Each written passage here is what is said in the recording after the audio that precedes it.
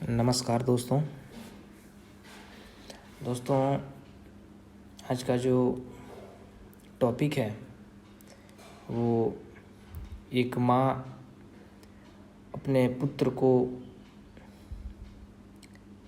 अपने प्रिय पुत्र को क्या संदेश देती है, क्या उस पत्र में लिखती है, तो उसके बारे में मैं पढ़ूँगा, जिसका शीर्षक होगा एक पत्र पुत्र के नाम।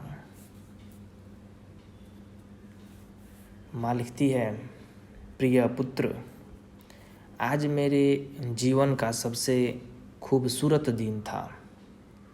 आज तुम अपनी पहली तनख्वाह लाए। कितने प्रसन्न थे तुम। तुम्हारे चेहरे की चमक ने मेरे बूढ़े चेहरे की झुर्रियों में अनगिनत इंद्र धनुषी रंग भर डाले। याद है कितनी मन्नतें मांगी थीं, कितनी रातें हम दोनों ने मिलकर जागते बिताई थीं। तुम रात भर पढ़ते रहते और मैं बेबसी बस तुम्हें बार बार देखने आ जाती थी। कितना झिल्लाते थे तुम। तुम्हारे ज़्यादातर दोस्तों की नौकरियां लग गई थीं। लोग हमसे कटने लग गए थे। कहीं न कहीं शायद हम दोनों ही लोगों से कन्नी काटने लगे थे। याद है मुझे, सुरेश ने हमें अपनी शादी का कार्ड भी नहीं दिया था। मुझे मालूम है वो तुम्हारी हंसी आंसुओं के फाहे से भींगी पड़ जाती थी। जानती हूँ तुमने भी मेरी गीली आँखों की नमी अपने कोमल दिल पर ओस की बूंद की तरह महसूस की होगी। तुमने ज़्यादा नमक खाने वाले पर चिल्लाना बंद कर दिया था और मैंने भी तुम्हें व्हाट्सएप पर प्रेरणादायक मैसेज भेजने का काम कर दिए थे। हमने एक दूसरे से कभी इन सब का कारण नहीं पूछा। बस दुआएं प्रार्थनाएं का जो पुल सा हम दोनों के बीच बनता चला गया। शब्द कम हो गए, दुआएं बोलने लगीं। तुम्हारी परीक्षा का परिणाम आया और मैंने तुम्हें खुश होने की अनुमति भी नहीं दी। इससे पहले भी कई बार तुमने लिखित परीक्षा पास कर ली थी, लेकिन कभी मेडिकल, कभी आरक्षण, कभी कुछ और कभी कुछ।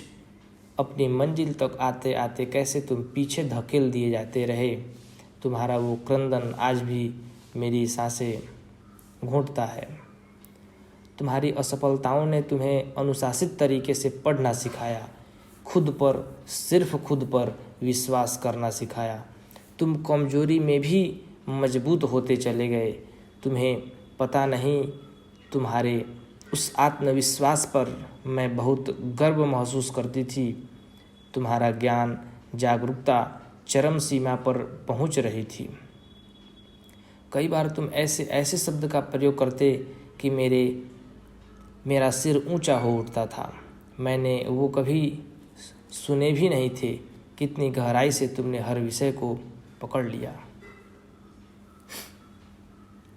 लिया था। कितनी सहजता से तुम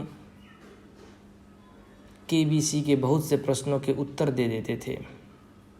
रोमांचित अनुभव कर रही हूँ आज उन यादों के समुद्र में गोते लगाते हुए।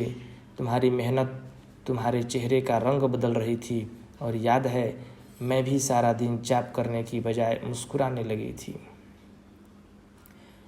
अब मेरे सजदे में प्रार्थना नहीं, शुक्राना था, सिर्फ शुक्राना। तुम्हारी मेहनत ने मेरी अर्जी ईश्वर के दरबार में स्वीकृत करवा दी थी।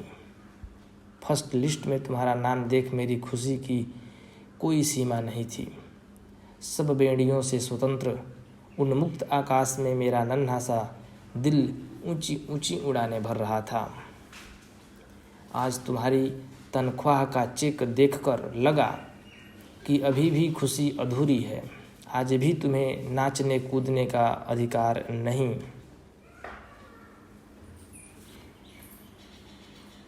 बेटा, अभी तो तुम सीढ़ी चढ़ मैदान में पहुँचे हो। तुम्हारी वास्तविक परीक्षा तो अब प्रारंभ हुई है। अपने अनुशासन, ईमानदारी, समर्पण, तपस्या के सबक को भूलना नहीं। इन नैतिक मूल्यों की नींव को कमज़ोर मत होने देना।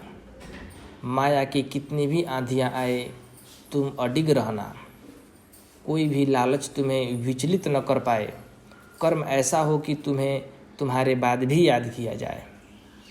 उदाहरण बनना मेरे बच्चे।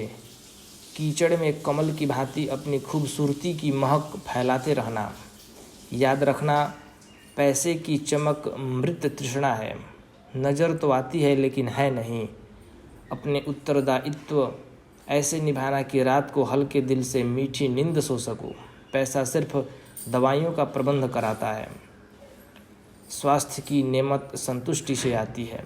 तुम्हें किसी भी चमकीली चीज़ के पीछे भागना नहीं है। पीछे भागने वाले पीछे ही रहता है।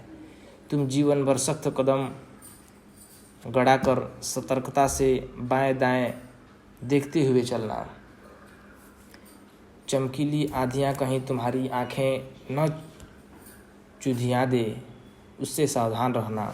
इन आंधियों में बहुत से तहस नहस हो गए। मेरे बेटे, सहनशीलता और विवेक की ढाल से सदैव खुद को बचाए रखना। मुझे आशा है कि तुम अपनी परीक्षा में सफल होंगे और अपनी माँ का नाम भी रोशन करोगे। एक सपूत जाने कितनी नस्लों पर लगे पुराने कलंक को धो डालता है। ऐसे ही सपूत बनने की आशा तुम्हारी माँ तुमसे लगाए बैठी है। तो दोस्तों, ये रहा एक माँ का उसके पुत्र के नाम पत्र। आप अपना